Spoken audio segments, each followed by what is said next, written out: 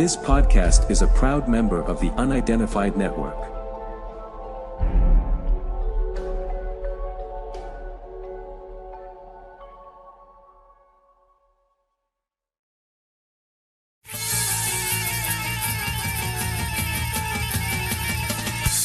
So now, ladies and gentlemen, live and in colour, it's Mr. Wayne Lovejuice.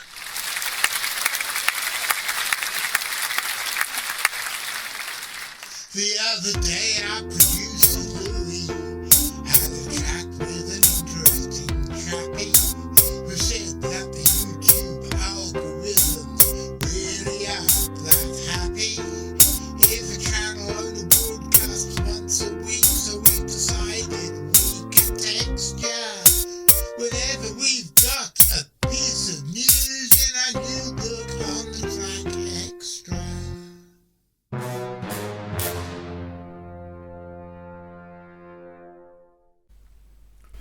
Good evening, ladies and gentlemen. My name's John Downs. I'm the director of the Centre for Fortean Zoology, and welcome to another episode of On the Track Xtra. When she was alive, my late wife used to do a section on the Track, which was called Watcher of the Skies, which went through the latest news of rare and out-of-place birds, mostly in Britain, but around the world. And when she died, I thought that the segment had died with her. But after many people's requests, I've brought it back. But although she's no longer with us to be able to do the segment, I'm going to do it in her stead. She can still introduce it. I have always felt a curious affinity with this species of bird, probably because for 30 years I was a secretary, and this is a secretary bird, a highly specialised ground-dwelling bird of prey from an older family than the other Old World raptors. It is native to sub-Saharan Africa and is sadly non-migratory, so will never be a natural visitor to these shores. But I think you'd be surprised quite how many completely unexpected avian visitors Britain does have, and that's what this segment of On the Track is all about. Bernard Heuvelmans himself said that cryptozoology wasn't the study of monsters, but the study of unexpected animals, and in the UK what could be more unexpected than vultures, spoonbills and albatrosses? Yes, even the kings of the Southern Ocean have been seen in British waters. 2 species of albatross have been recorded in the UK in recent years. Not all of our feathered visitors are quite so spectacular, but nearly every day there is something exciting to greet the Watcher of the Skies. Now, before we start properly, I just want to say that this is the first episode that we're recording using the latest version of Magic's movie editing software. We decided to grit our teeth and upgrade it during the Black Friday sales, because all the problems we had with the previous version happened when we upgraded it to the 2021 version.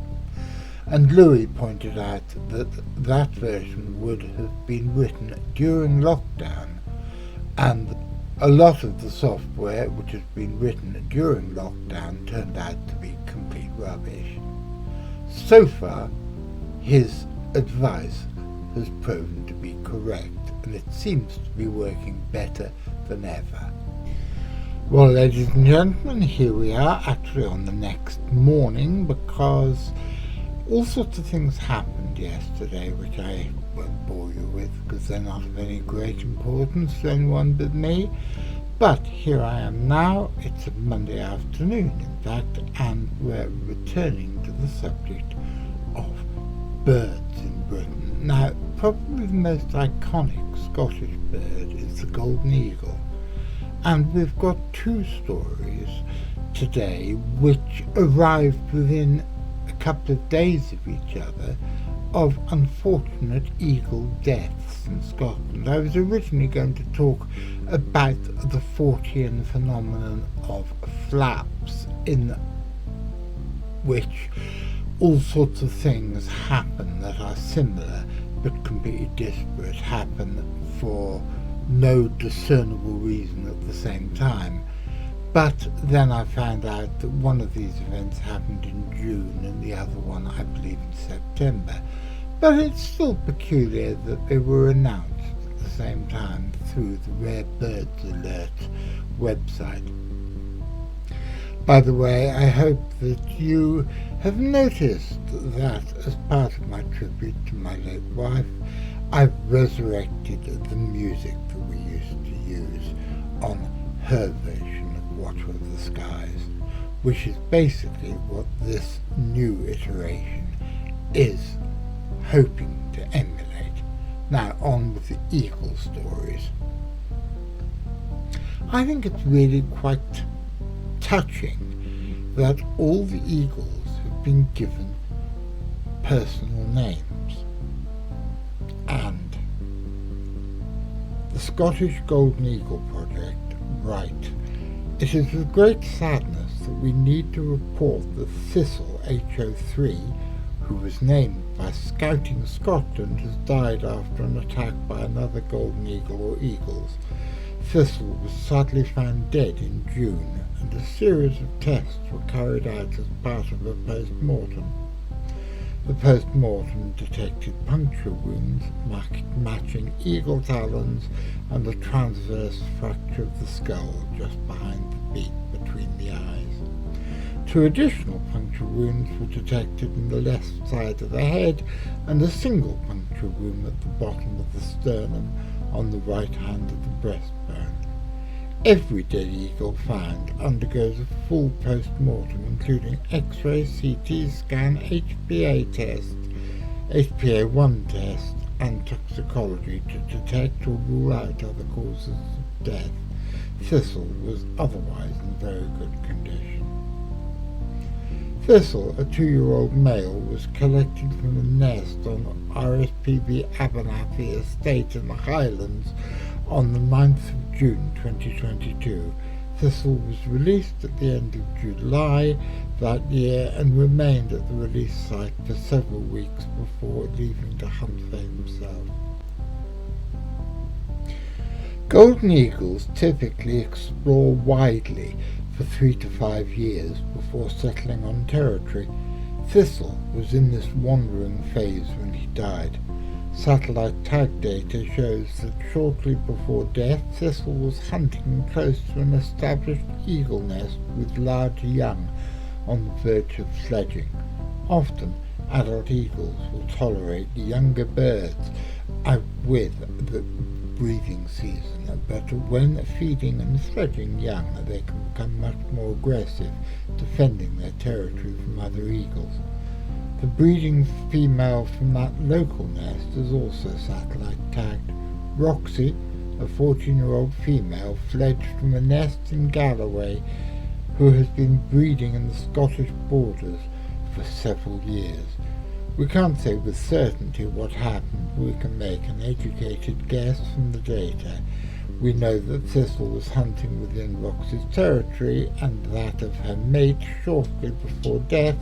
Thistle was fairly close to the nest and was likely spotted by Roxy and her mate and chased. It is likely that Thistle was attacked in the air and fatally wounded. His body was found at the base of a Sitka spruce tree on the edge of the moor where he was hunting. Presumably Thistle then dived down into a gap in the Sitka plantation to hide. There were several small branches in and around Thistle's body, suggesting that he possibly fell to the ground and died very shortly after. The data from the breeding female Roxy showed that she roosted in the Sitka plantation close to Thistle's body on the night he died, presumably keeping an eye on the area to ensure the intruder was not coming back. Whilst it is very sad to lose Thistle, this is a natural cause of death and part of normal eagle behaviour. Roxy and her mate were simply defending their young, and Thistle was in the wrong place at the wrong time. I have been trying very, very hard to work out some sort of way that I could reference the Crass song, banned from the Roxy, but I couldn't work out how to do it. Banned from the Roxy. Okay, then I want to play that. Anyway, so they only wanted Bill Behave Boys. Do you think guitars and microphones are just blinking, flipping toys? No, they don't. And see, it has absolutely no relevance, and I couldn't work one out. However, we do hear here, 3 days before Thistle's death was announced on Rare Bird Alerts, another eagle death that was made, which apparently took place after a Scottish old golden eagle was killed in a very rare collision with a wind turbine. This is the first recorded incident of its kind in the south of Scotland. The news has led to renewed calls for urgent funding and support to help the South of Scotland Golden Eagle project continue with its state-of-the-art monitoring and research to reinforce and protect the golden eagle population in southern Scotland. The eagle, fully fledged and called Sparky, has been killed by a wind turbine in Galloway. The Scottish Golden Eagle project was initially due to conclude this year, but after identifying more need than ever for their work, they have developed bold new plans and become a standalone charity named IUN, Restoring Upland Nature, in 2025. With enough funding, the new charity plans to build on the project's groundbreaking work to ensure golden eagles can continue to soar in southern skies and return to parts of the UK from which they are currently absent. This includes funding to retain the expertise and cutting-edge technology that will allow the charity to gather essential insights to support nature and humans thriving alongside each other.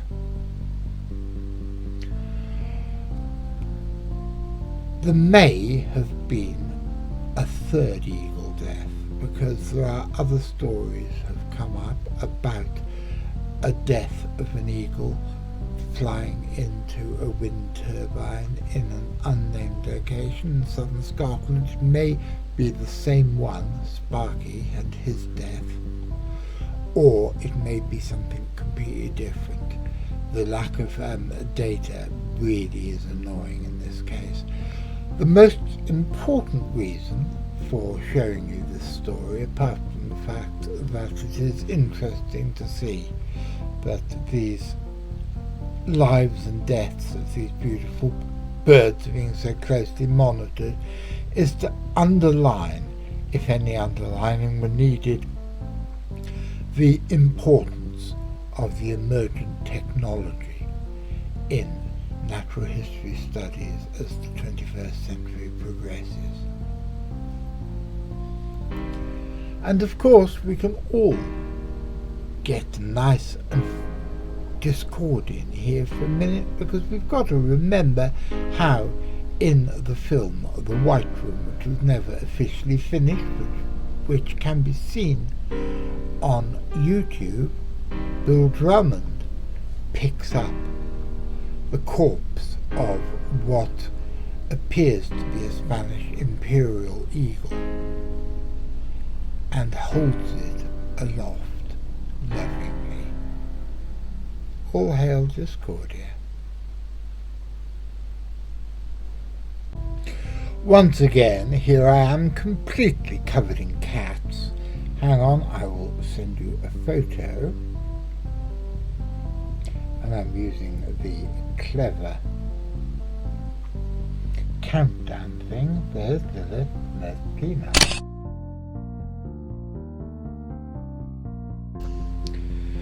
The American coot, also known as a mud hen or pool doe, is a migratory bird that occupies most of North America.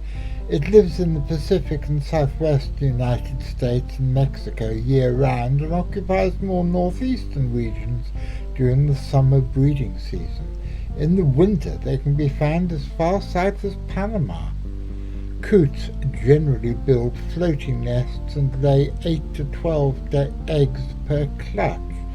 The American coot is closely related to the Eurasian coot, which occupies the same ecological niche in Eurasia and Australia as the American coot does in North America. However, Eurasian coots can be distinguished from the American coot by the absence of a red callus above the bird's frontal shield. The American coot is listed as least concern under the IUCN conservation ratings, but it is absolutely fantastic that one of these fascinating little birds has turned up in Scotland, totally out of the blue. And that, ladies and gentlemen, is about it for this episode. I hope you enjoyed it. Let's take our hats off to the people from the Golden Eagle project in South Scotland, and I strongly recommend that anybody who's interested in such things do their bit to help them. I'm off now. I will be back on Saturday. What am I talking about on Saturday? I can't remember, because I'm a senile old git with a long grey beard. But apart from that, I will see you on Saturday doing something. And if you're there watching, I'll be there doing the live chat and the notifications and all the other crap I do. And so, I'll be seeing you.